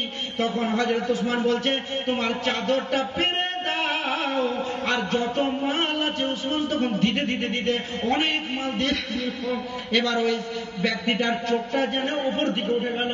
বলছে, কি ব্যাপার? এই লোকটা একটু কাঞ্চুস ছিল, আর এই বিবিকে হুঙ্কার মারছে, কিসের কারণে হুঙ্কারটা? দেখেন হযরত উসমান দের স্ত্রী দুইটা চেরাক জেলে চলো। আগের যুগে চেরাক, এখন আর বুঝবে না, খালি লাইন আর ফ্যান, না হলে আবার আপনার কিনা বড় বড় ব্যাটারি কিনা বাড়িতে জ্বালাচ্ছে, এর জন্য এরা বুঝবে না। আগে চেরাক জেলে জ্বালতো আর আলো দেখতো। ওই চেরাক দুটো জ্বেলেছে, তার কারণে বিবিকে হুঙ্কার মারছে। একটা জ্বাললে কাজ হয়ে যায়, দুটা কেন জ্বেলেছ? তখন এই লোকটা বলছে, ভাই আপনার সাথে আমার কিছু কথা আছে। তখন উসমান বলছে, এখন স্বয়ং নবীজি বেঁচে আছেন, তুমি আমার সাথে কি বলবে? স্বয়ং তুমি নবীজির কাছে যাও, যে তুমি জিজ্ঞাসা করে নাও। এবার নবীজিকে বলছেন, ওই সাহাবীটাকে বলছেন, ওই ব্যক্তি বলছেন, ও ভাই উসমান রে, কি করব না, তো এটা নবীজির কাছে জানার কথা নয়, এটা আপনার আর আমার ব্যক্তিগত ব্যাপার। তখন উসমানকে বলছে, ভাই উসমান, আপনার ঘরে যে মেয়েটা আছে এটা হলো রাসূলের বেটি, অতএব জানা মানে ঘরের বেটি নয়। অতএব আপনি কেন এত হুঙ্কার মারছিলেন আর আমাকে এতগুলা মাল দান করে দিলেন? হযরত উসমান বলছে, ও ভাই রে, তোমার কি দিন সম্বন্ধে কোনো জ্ঞান নাই? তোমার কি আখিরাত সম্বন্ধে কোনো জ্ঞান নাই? কঠিন কিয়ামত যেদিন হবে, আমার কাছে কতগুলো মাল জমিয়ে রেখেছি, কতগুলো টাকা পয়সা জমিয়ে রেখেছি, এইগুলো যদি আমি গরিবকে দিই, বিধবাকে দিই, মাদ্রাসাতে দিই, মসজিদে দিই, এতিমকে দিই, ভিখারিকে দিই, যারা খেতে পাই না তাদেরকে যদি দান করি, এর হিসাবটা আল্লাহ আমাকে দিবে কিয়ামতের মাঠে। আর যদি আমি এগুলোকে অপব্যয় খরচা করি, অতএব এই খরচাগুলোর কারণে আল্লাহকে আমাকে হিসাব দিতে হবে। অতএব কিয়ামতের মাঠে আল্লাহর কাছ থেকে হিসাব নেওয়াটা আসান ব্যাপার, কিন্তু আল্লাহকে হিসাব দেওয়া বড়ই কঠিন ব্যাপার। এর জন্য আমি তোমাকে মাল দান করলাম। হযরত ওসমানের ব্যাপারে নবীজি বলেছেন, উসমানজিকে না হলে আমি জান্নাতে যাব না। এরকম সাহাবী যারা আশারায়ে মুবাশশারার ভিতরে রয়েছে, যে 10 জনকে আল্লাহর নবী পৃথিবীর মুখে জান্নাতি ঘোষণা করে দিয়েছেন, তারপর কেন বন্ধুরে আমরা এরপরে লোকগুলা দেখেন কিভাবে আল্লাহর রাস্তায় দান করেছে, কিন্তু আমরা কেন দান করতে পারি না? অতএব কোন আল্লাহর বান্দা আছেন 500, 1000, 2000, 100, 5000, 6000 যে যা দিতে পারবেন দেন ভাই আমার, বন্ধুরে আমার। আমরা বুঝতে পারি না, দেন দেন দেন ভাই আমার। যেদিন পৃথিবীর মুখ থেকে চলে যাবেন, কিয়ামতের মাঠে যখন উপস্থিত হয়ে যাবেন, তখন খালি একবার মনটা হবে যে যদি আমরা 500টা টাকা দান করতাম তাহলে কতই না জানি ভালো হতো। জাযাকাল্লাহু খায়রা। আমার সাদ্দাম ভাই 100 টাকা দান করেছে, আল্লাহ তুমি সাদরে গ্রহণ করে নাও। যে উদ্দেশ্যে দান করেছে আল্লাহ তুমি মনের উদ্দেশ্যকে পূরণ করে দাও। রব্বুল আলামিন তুমি দেখছো মাবুদ, জানি না আল্লাহ জানি না অনেক মানুষ অনেক বিপদের মধ্যে রয়েছে। আর একটা কথা বলছি, আস-সাদকা ওয়া তারুদ্দুল বালা। ভাই আমার, আজকে আমরা যখন কোন বিপদে পড়ে যাই, আর একজন হাসান আলী ভাই আমার 500 টাকা দান করেছে, আল্লাহ তুমি এই দানকে সাদরে গ্রহণ করে নাও। ভাই আমার আসেন তো, নবীজি কি বলছেন? আস-সাদকা ওয়া তারুদ্দুল বালা। পৃথিবীর বুকে যদি কোনো মানুষ দান খায়রাত করে, তার উপরে যে একটা বালা মুসিবত, হয়তো আপনার উপরে একটা বালা মুসিবত আসতো, সেই বালা মুসিবতকে আল্লাহ দূর করে দিবেন। কিসের বিনিময়ে? না তো আল্লাহর ঘরকে সাহায্য করলে। আর এটা কাউরির জন্য নয়, আল্লাহর ঘর। এই ঘর যতদিন পৃথিবীর মুখে প্রতিষ্ঠিত থাকবে, ততদিন আপনি কবরে শুয়ে শুয়ে সব পেতে থাকবেন। অতএব এটা ফালতু ঘর নয়, কোনো এমএলএ এমপির ঘর নয়, এটা স্বয়ং আল্লাহর ঘর। ভাই আমার, অতএব দান করার সময় বখিলতা করিয়েন না। কারণ আপনি তো জমিনে একটা দান দেন, কিন্তু আল্লাহ আপনাকে 100টা দেন, তাহলে আল্লাহ আপনাকে দিচ্ছে। অতএব যে আল্লাহর বান্দা যারা শুনবে, যাদের মেজাজ, আমি এবার গল্পটা শোনাই দানের ব্যাপারে। একটা প্রাইমারি স্কুলের মাস্টার, একটা হাই স্কুলের হেডমাস্টার, দুজনের খুব বন্ধুত্ব। পাশের ছাড়াছাড়ি গ্রামে বাড়ি। এখন জমাতে তবলিগের কাজ হয়। এই জমাতে তবলিগের কাজে অনেক কিছু মানুষ অনেক কিছু শিখতে পেরেছে। জাযাকাল্লাহ। আর একজন ছোট্ট শিশু 50-100 টাকা দান করেছে, আল্লাহ তুমি তার দানকে সাদরে গ্রহণ করে নাও। তারপরে এবার দুজনের বন্ধুত্ব, এত বন্ধুত্ব, তো প্রাইমারি স্কুলের মাস্টার অনেক আল্লাহর ওলি, বেশি আমল করে। তখন হাই স্কুলের মাস্টারকে বলছে, ভাই আপনি এখানে জমি কিনলেন, ওখানে বিল্ডিং করলেন, এখানেও করলেন, তো এগুলো কার? তখন বলছে সব আমার। ছেলে আমার, বেটা আমার, বউ আমার, বিটি আমার, সবাই তো আমার ঔরসে জন্ম নিয়েছে, সবাই তো আমার কলিজার টুকরা। এইভাবে বলতে লাগলো। আর বলতে বলতে বলতে বলতে সব যখন বলছে আমার আমার আমার, তখন বলছে, বন্ধু আপনি যখন বলছেন সবই আমার আমার, তাহলে একটা কাজ করেন, আজকের রাত্রিতে মাগরিবের নামাজের পরে আপনি কি করবেন? আপনি এক কাজ করবেন, খবরদার আপনি আজকে বাথরুমে যাবেন না, হালকা করে সর্ষের ভুঁই দিকে পেছাব করতে যাবেন, আর একটা খড়ি নিয়ে গাটাকে হেঁচড়ে দিবেন। আর একজন ভাই 100 টাকা এবার খড়ি নিয়ে মানে নাটক করে হেঁচড়ে দিয়েছে, আর খাটে এসে লম্বা হয়ে শুয়ে গেছে। আর শুয়ে যাওয়ার পর তখন বলছে, আমাকে কিসে কেটে দিয়েছে? কিন্তু আসলে এটা নাটক। যখন বলছে কেটে দিয়েছে, এবার এই হাই স্কুলের হেডমাস্টার বলছে ছেলেরাকে, শুন বেটা শুন, না তো জামাতে তবলিগের কাজে তোর ওই প্রাইমারি স্কুলের চাচা মেলায় কিছু শিখেছে, তো এক কাজ কর, ওকে ডেকে লে। ও গেল, ওঝার মতন, কবিরাজের মতন, বুঝতে পারলেন কিনা, কয়েকটা ভোগাদের মন্ত্র ফন্ত্র পড়ছে, আর পড়ার পরে ফোন দিয়ে দিলে, ও যদি সুবহান আল্লাহ যে বিষাক্ত প্রাণীতে কেটেছে, বাঁচা খুব কঠিন দায়, বাঁচা কঠিন দায়। তা কি করতে হবে? না তো এক কাজ করো, তোমরা ওই কাটা যায় এখানে একটা লোক দাও, তোমার পায়ের লোকটা দাও, তাহলে তোমার বাপ বাঁচবে। আর যে ওখানে লোক দিয়ে থাকবে সে বাঁচবে কিনা আমি জানি না। যখনই বলেছে ও বাঁচবে কিনা আমি জানি না, তখন কিন্তু বড় বেটাকে ডাকছে, বেটাই তোর বড় বেটা তখন আর ভয়ে যেছে না, বাপের মহব্বত, বাপ বলছে আমার সব আমার সব, বড় বেটা যেছে না, কোনো মতি যেছে না। ও তখন বাকেটটা নিয়ে বাথরুমে ঢুকতে গেছে। তো আর মেজো বেটাকে বলছে যে তুই আয়, তো যাও না, বাপ কেউ কে বলেছে যে তুই শ্বশুর হয়ে যা, ও বাথরুম নাই বাড়িতে কে বলে।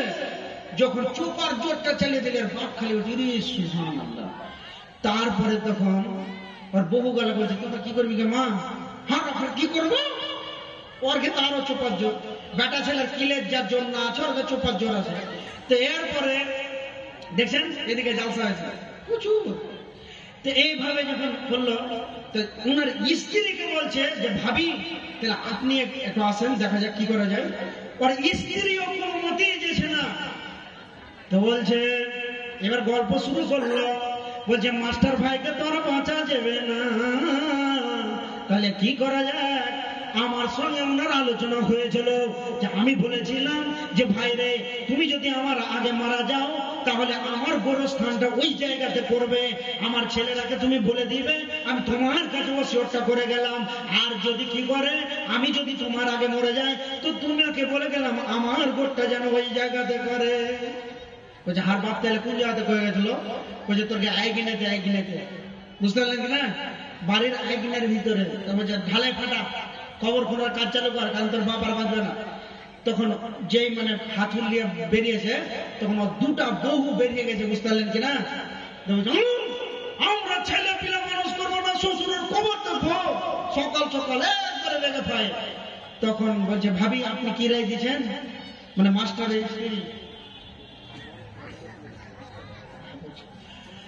আপনাদের বুলবুলে বাঙ্গাল হযরত আলী ভাই কিছুক্ষণের মধ্যে চলে আসবেন, আপনার ধৈর্য ধরে বসেন। তো এবার কি হলো, এবার ওনার স্ত্রীকে বলছে ভাবি তাহলে কি করা যায়? তখন বলছে এই রাত্রে উঠবো তো ডর লাগবে না, আমার ভয় ভয় যাবো।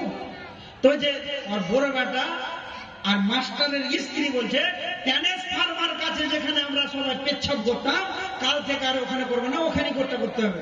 তখন মাস্টার চাদর মাদরকে ছিঁড়ে ফেলে দিয়ে উঠে বলছে বাড়ি থেকে সবকে আমি মসজিদ মাদ্রাসাতে পরিণত করবো। তাহলে আপনার বিবেক কি বলে?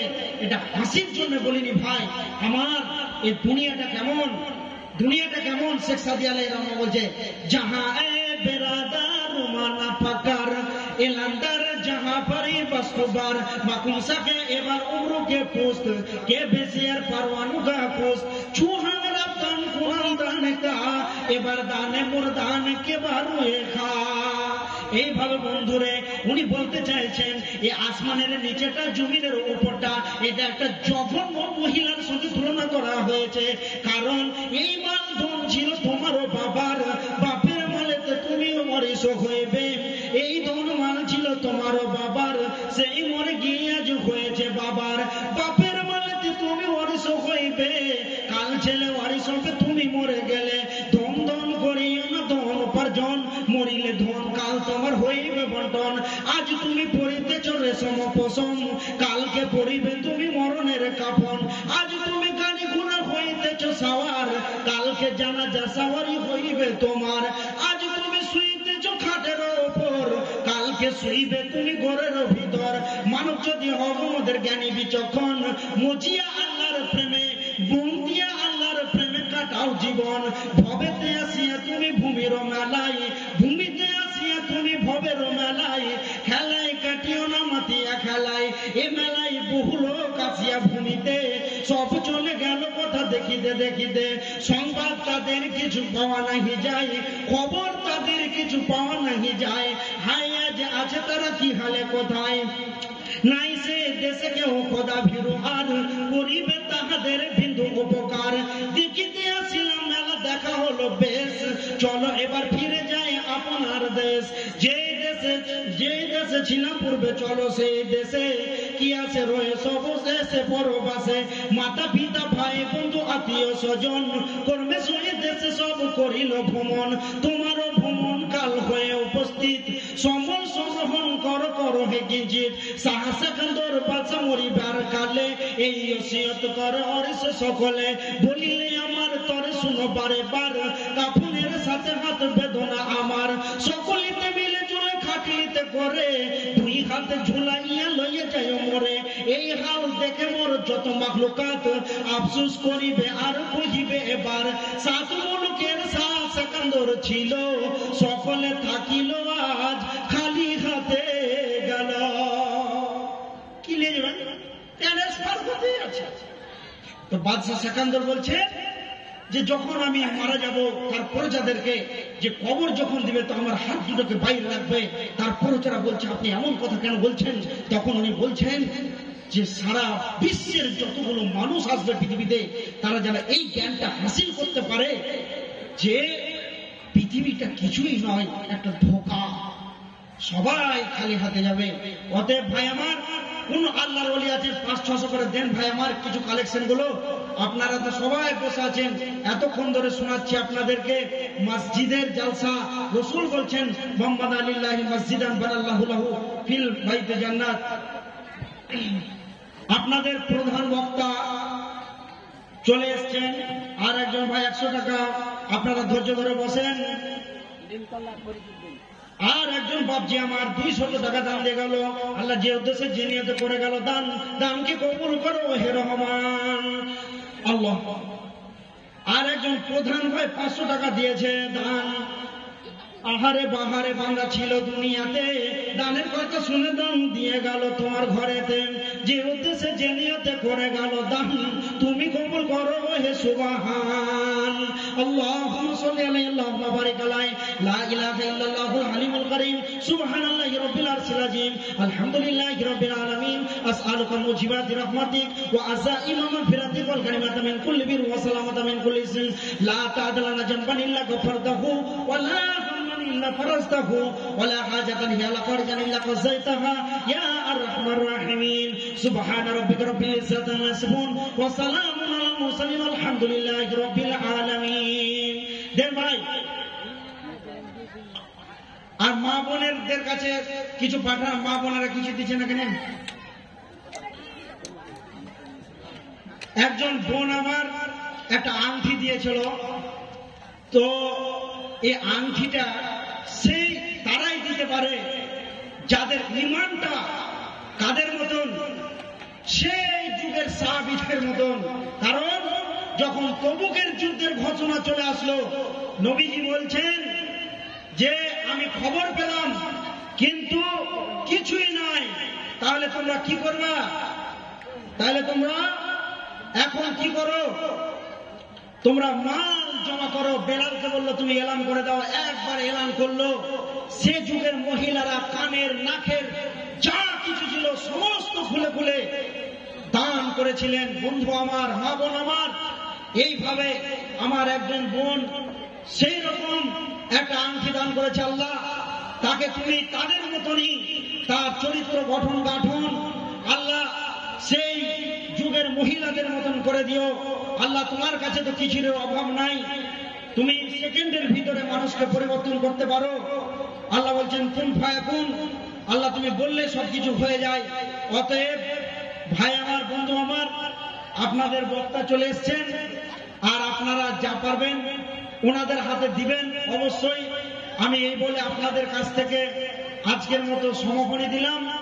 আসসালামু আলাইকুম ওয়া রাহমাতুল্লাহ।